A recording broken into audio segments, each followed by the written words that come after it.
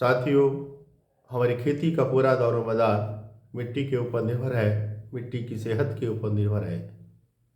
और ये मिट्टी की सेहत मिट्टी में मौजूद जीवांश कार्बन की मात्रा यानी कि ह्यूमस की मात्रा के ऊपर निर्भर है। और ये ह्यूमस की मात्रा, जीवांश कार्बन की मात्रा, मिट्टी में मौजूद सूक्ष्म जीवों की संख्या, उनकी उपलब्धता, उनकी क्रियाशीलता और मिट्टी में मौजूद कार्बनिक पदार्थों की मात्रा के ऊपर निर्भर है। जीवांश कार्बन हमारी मिट्टी की आत्मा है।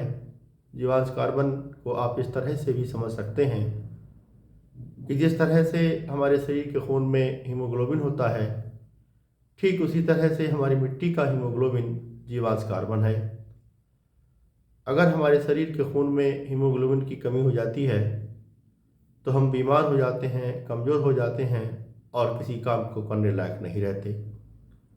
ठीक इसी तरह से अगर हमारी मिट्टी में ह्यूमस की मात्रा, जीवांश कार्बन की मात्रा कम हो जाती है तो हमारी मिट्टी भी कमज़ोर हो जाती है, बीमार हो जाती है और वह भी अच्छी पैदावार देने लायक नहीं रहती। साथियों, पुराने ज़माने में जब हमारे बुजुर्ग इस धरती पर खेती करते थे, उस समय सन 1950 के दशक में हमारे देश की भूमियों में जीवांश कार्बन की मात्रा 0.52% या उससे कहीं अधिक थी। लेकिन वर्तमान समय में रसायन आधारित खेती के चलते हमारी भूमियों में जीवांश कार्बन की मात्रा 0.3% या उससे भी कहीं अधिक कम हो गई है, जबकि हमारी भूमियों में जीवांश कार्बन की मात्रा 0.8 से 1% के बीच या उससे कहीं अधिक होनी चाहिए। अगर हमारी भूमियों में जीवांश कार्बन की मात्रा 0.8 से 1% के बीच या उससे अधिक होगी तो हमारी भूमियों की जैविक, रासायनिक और भौतिक दशा में सुधार हो जाएगा। हमारे खेत की मिट्टी भुरभुरी हो जाएगी, मुलायम हो जाएगी। हमारी खेत की मिट्टी में पानी को रोकने, सोखने की क्षमता बढ़ जाएगी।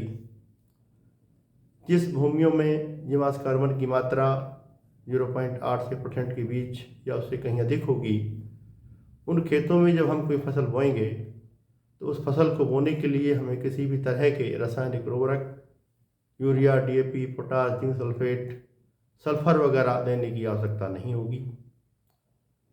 उन फसलों में हमें पानी की भी कम आवश्यकता होगी, यानी कि हमें कम सिंचाइयाँ करनी पड़ेंगी, अर्थात हमें भूगर्भ जल की बचत होगी। उन खेतों में जो फसल बोई गई है उसमें कीट एवं रोगों का प्रकोप भी कम होगा।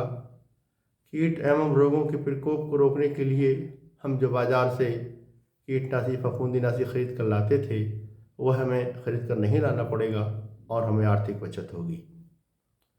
हमारे प्राकृतिक संसाधन क्षीण होने से बच जाएंगे, हमारी जैव विविधता बरकरार रहेगी, हमारी कृषि उत्पादन लागत कम आएगी और जो उत्पादन हमें प्राप्त होगा वह भी गुणवत्तापूर्वक होगा, जिसके खाने से हम आप सब शारीरिक और मानसिक रूप से स्वस्थ रहेंगे।